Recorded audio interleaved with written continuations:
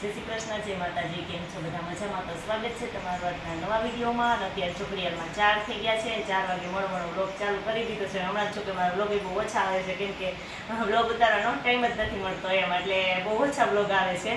તો આજે છે ને અત્યારે કેરીની સિઝન છે, એટલે બધાના ઘરમાં કેરી તો હોય જ. તો મારે છે ને કેરીના પેંડા, કેરીનો રસ હોય ને એના પેંડા બનાવવા છે. તો આપણે ટ્રાય કરીએ કે હમણાં તો લગભગ એક બે જગ્યાએ ઘણી વખત 2-3 વખત મેં વિડીયો જોયો છે કે હા કેરીનો રસ હોય ને એના પેંડા બને.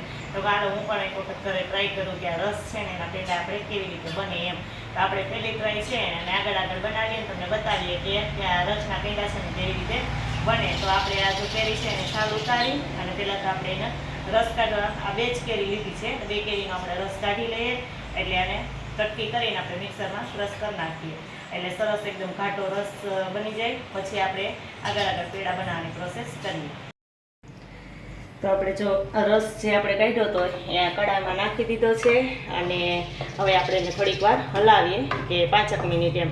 પછી જો અહીં આપણે થોડોક કસ્ટર્ડ પાવડર લીધો છે કે જેમાં 1 ચમચી જેટલો લીધો છે, એમાં મેં દૂધથી મિક્સ કરી દીધું અને થોડોક અમથો મિલ્ક પાવડર લીધો છે કે જે આ થોડું ઘટ થઈ જાય ને પછી આપણે મિલ્ક પાવડર આમાં એડ કરી દઈશું એમ. એટલે આગળ છે ને આ પેંડા કેવી રીતે બને એ તમને બતાવીએ. તો જો સરસ એવી રીતે આપણે થોડીક વાર હલાવતા રહેવાનું, એ નીચે ચોટી ન જાય એ માટે એમ.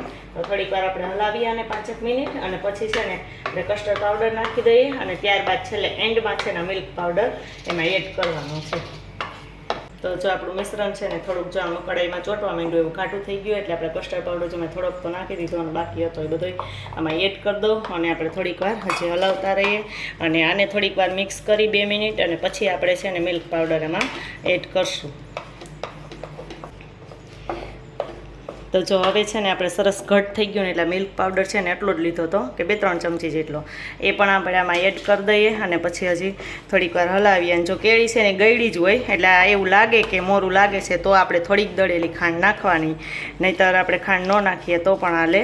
એટલે મેં 2 ચમચી જેટલી દળેલી ખાંડ નાખી છે, કે વચ્ચે એડ કરી દીધી પણ એ બતાવતા ભૂલી ગઈ. એટલે જો થોડીક દળેલી ખાંડ નાખી દીધી છે અને હવે સરસ આપણે આ મિશ્રણને હલાવતા રહેવાનું છે થોડુંક ઘટ થઈ જાય ને ત્યાં સુધી. તો જો આપણે રસ આમાં નાખ્યો તો ત્યારે એકદમ પતલો લાગતો હતો, જોયું હતું, પણ અત્યારે જો કેવો ઘટ લાગવા માંડ્યો છે. એટલે હજી આને આપણે 5 મિનિટ હલાવીએ એટલે સરસ આપણો પેંડા બને એ રીતે એકદમ કઠણ થઈ જાય. તો જો આપણું આ મિશ્રણ છે ને એટલું થઈ ગયું છે.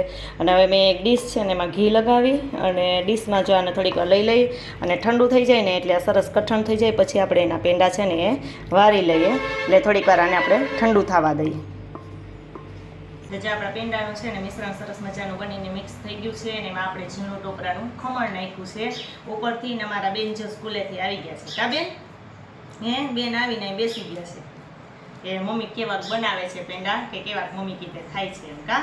તો સરસ મજાના જો આપણા પેંડા છે ને એ એકદમ ઢીલું હતું, એટલે થોડુંક આપણે ટોપરાનું ખમણ નાખ્યું તો એકદમ મસ્ત જો પેંડા જેવો જ આકાર બની ગયો. ને આપણે સેજ વચ્ચે ડિઝાઇનવાળા પેંડા બનાવી નાખીએ. મસ્ત કાજુ બદામ નાખવા છે, પણ કાજુ બદામ થોડાક જ છે, અડધા મિસબેન ખાઈ ગયા. કા? એટલે થોડાક જ છે, તો ઉપર આમાં આપણે એક મૂકી દઈશું. સરસ મજાને ડીશ લઈને આમાં બધા પેંડા મૂકતા જઈએ અને પછી પેંડા બનાવી નાખીએ.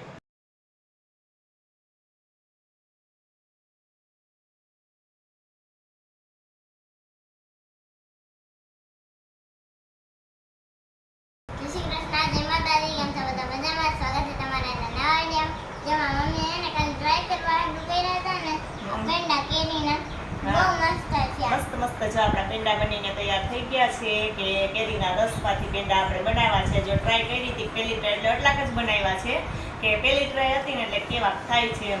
મિસુબેનને ચાય ખાઈને બહુ ન ભાવ્યા, એને તો શું કે સ્પેશિયલ કંઈક વસ્તુ એવી હોય ને તો જ એને શું ભાવે ન કરે એને. અને મેં ચાખા ને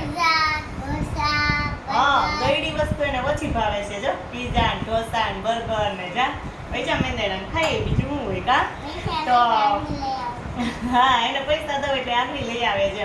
તો મસ્ત મજાના છે આપણા પેંડા બનીને તૈયાર થઈ ગયા છે. તમે પણ એક વખત જરૂર ટ્રાય કરજો. અને એમાં જો ટોપરાનું ખમણ છે ને ઉપરથી નાખ્યું, અને તમારે કે કોઈને બનાવવું હોય ને ઉપરથી ન નાખવું હોય ને અંદર આપણે મિશ્રણ જ્યારે મિક્સ કરીએ ને ત્યારે નાખી દઈએ ને તોય સરસ થાય. તો એકદમ ઝડપથી ઘટ થઈ જાય એમ. અમે નીચે ઉતાર્યું ને એટલે એકદમ થોડું ઢીલું હતું, એટલે ઉપરથી ખમણ નાખ્યું ને એટલે પેંડા તો સરસ જ બન્યા છે, પણ આપણે એવી રીતે પણ ટ્રાય કરી શકીએ. અને મારી બેન જો આમાંથી કાજુના કટકા વીણી ખાઈ જાય. તો અમારા પેંડા કેવા બન્યા છે કોમેન્ટમાં જરૂર કહેજો. અને આ કેરીની સિઝન છે એટલે કેરી તો બધાના ઘરમાં હોય, તો તમે પણ એક વખત જરૂર આ ટ્રાય કરજો.